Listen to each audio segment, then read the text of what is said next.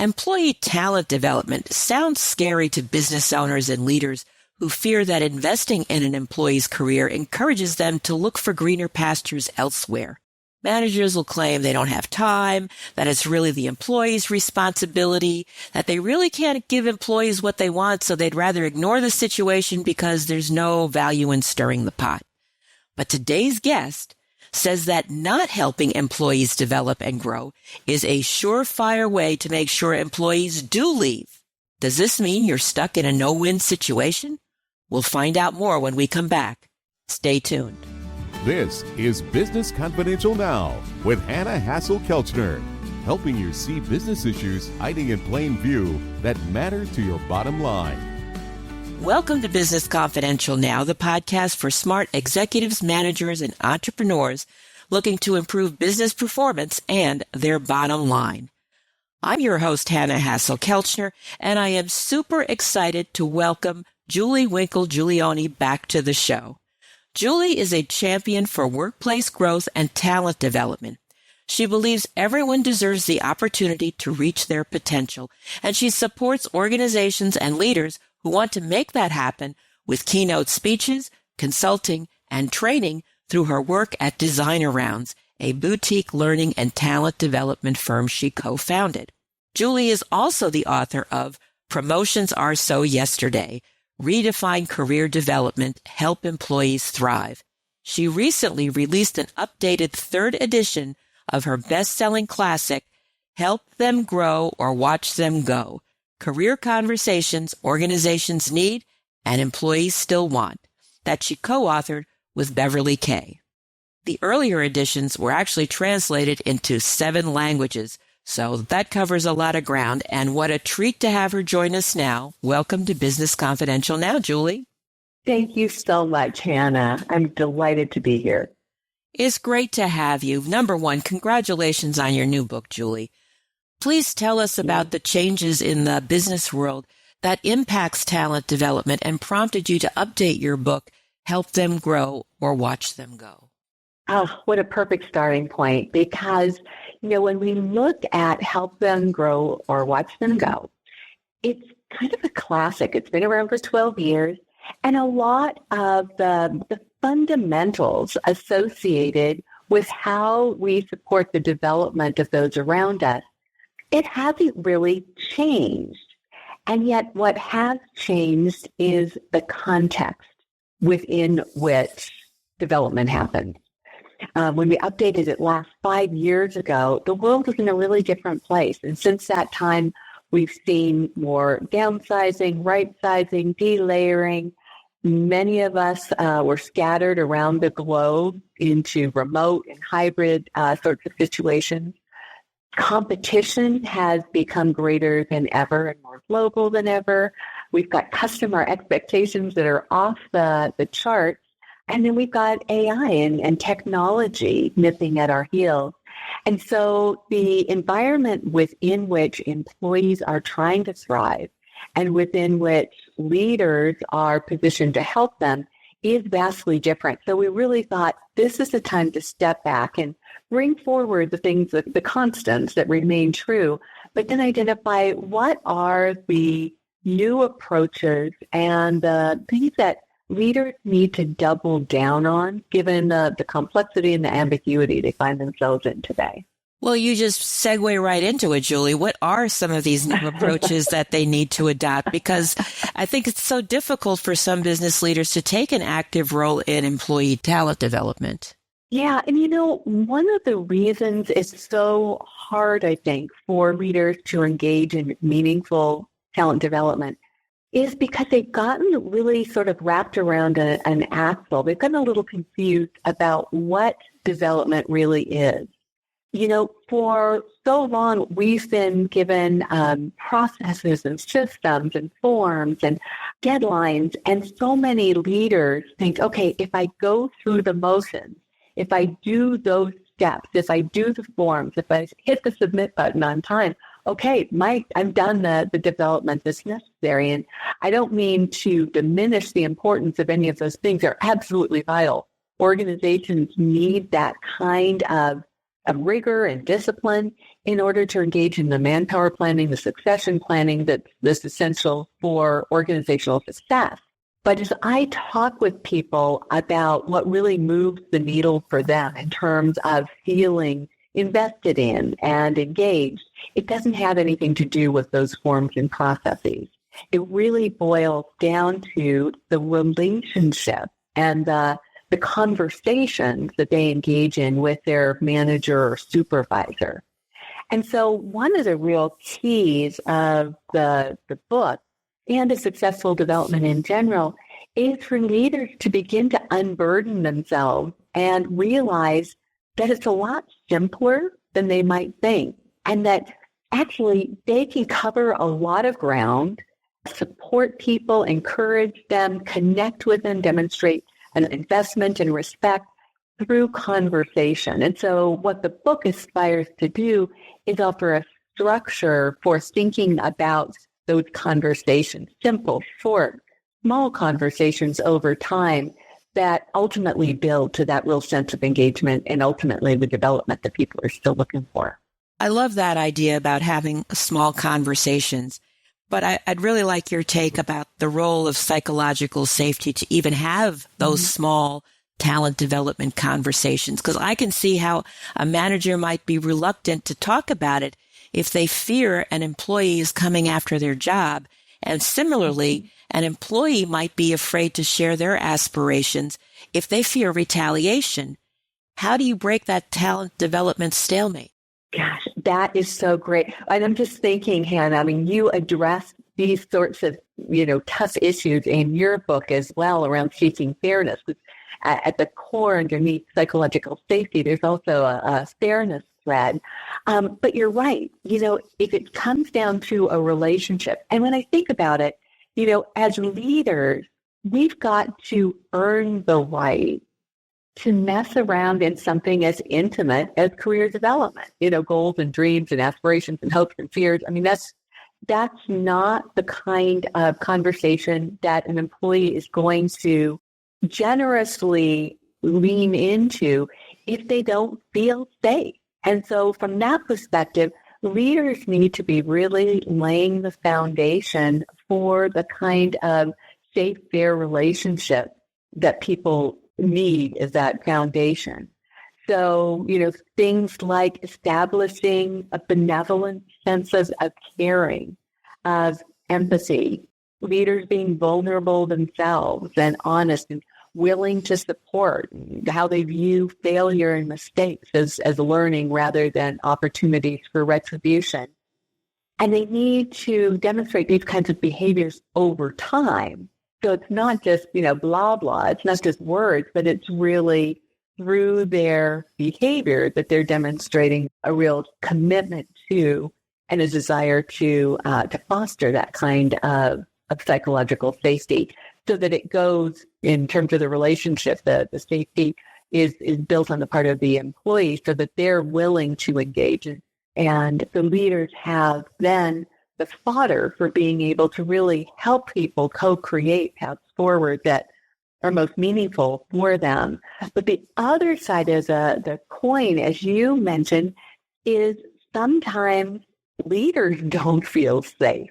There is that sense that, in an organization that operates as a pyramid where there are fewer opportunities as you move up the ladder, there can be, in some cases, for leaders, a sense of scarcity. If I develop them, if they get better and smarter and more effective and I give them visibility, then what does it mean in terms of my aspirations? And so in some organizations, we see sort of a talent hoarding and a talent diminishing sort of mentality. But of course, that's not sustainable. Leaders who keep their people small are not able to develop and deliver the kinds of results that are necessary to distinguish them and to move them forward. So it becomes kind of a downward spiral until leaders develop more of almost an abundant mentality when it comes to talent, knowing that, ultimately when they help others and lift others, it's also a reflection on them and their leadership. That's very true. I like that phrase, talent hoarding. Let's say for a second that we have someone who realizes that maybe they could do a little bit more. They haven't necessarily in the past. They're a little hesitant about, sort of dipping their toe in the water. What would you recommend as a low-risk way for them to start having talent development conversations with employees? If they haven't broached the topic before, could you give us an example of a way they could start? Yes. And, I think that's such an important question because when they do workshops and that kind of thing, managers, leaders, they frequently think, well, I can just go, head straight into these really meaty, deep, what makes life worth living to you sorts of conversations. And if you don't have that kind of psychologically safe, rapport, the relationship, folks are not going to open up. And so what I frequently recommend is rather than starting with the individual, and their hopes, their dreams, their aspirations, what they like, what they don't like, what they want to do, all of that stuff that falls into what I refer to as hindsight. Rather than going there, because that gets a little personal, a little vulnerable, folks might not be ready. Another way to start leading into career conversations is with another part of the conversation, which we refer to as foresight, helping people look outward and forward at the workplace, the environment. What are the needs? What's changing demographically, environmentally, geopolitically, whatever it might be, that create the space within which relevant, viable careers can grow. And if we start by talking about what's going on and what are the needs of the business, that's more of an external sort of objective sort of conversation that starts to get people thinking a little bit strategically about what the future looks like and how they might want to start, thinking and positioning themselves for long-term success. And the beauty of these foresight conversations is that we can actually do it with the team. So whereas, the hindsight, the more personal conversations you reserve for the one-on-one, you could start talking about these bigger picture issues with the larger group and help them be better business partners, just elevate their business acumen, while also laying the foundation for, okay, this is the landscape within which careers can develop. So that then when you start having those hindsight conversations, that the intersection bubbles up as opportunities for insight and a path forward. It's like a great opportunity for some joint problem solving that also gives rise to some talent development. So I think that's really great. In your experience, Julie, what are some mistakes you've seen leaders make when it comes to talent development? I mean, besides not doing it, but as they attempt to do it and then they just really put their foot in their mouth kind of thing, things that they should maybe be careful about and avoid that would sabotage the effort. Well, it's funny. You did read my mind because not doing it was definitely at the top of my list.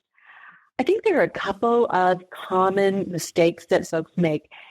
And to be honest, I think that the mistakes are coming out of really good intentions, just poorly executed. So one of the big mistakes that I see is leaders, managers, making assumptions about what people want. They're projecting their ambitions, their goals, their interests on those around them. And so they make an assumption that, this employee wants to move up the corporate ladder and move forward, pushing that person in the direction that they think the person wants to go without really having the conversation and learning from that person's own words what the truth is about their goals, what success looks like to them, the kind of relationship that they want to have with their work. And so one big problem, I think, is just acting off of our assumptions rather than doing the due diligence through conversation to figure out what each individual's truth is. And then the other big mistake that I see a lot, and again, coming from the best of intentions, is being too helpful, doing it for the person. So even if you have the conversation, you learn what they want, then you decide as a leader what they should be doing, what steps they should take, what the action plan should look like, who they should talk to, how they move this forward, and pushing them toward your solution to their problem or their opportunity. And of course, when we do that, folks don't have buy-in for that action plan. If they're not co-creating it, if they're not, putting a little bit of elbow grease into what that looks like, they're not going to have the ownership. Then also, when a leader assigns something to someone, even if the intention is that it's for development, it becomes more work. It falls into a different category in the employee's brain.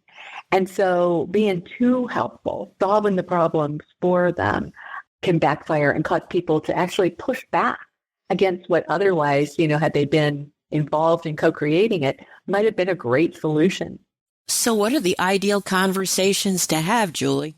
In the book, we've got this hindsight, foresight, and insight framework that acts as a bit of a roadmap or gives leaders a bit of a framework for thinking about that. And so some of the conversations they mentioned before, they're hindsight. They're about helping people look inward, backward, getting a really clear understanding of who people are and what they love and what they want to do, what kind of relationship they want with their work. It's all that kind of that repository of foundation information that you need to make sure that you're not imposing your assumptions and projections and that kind of thing on others.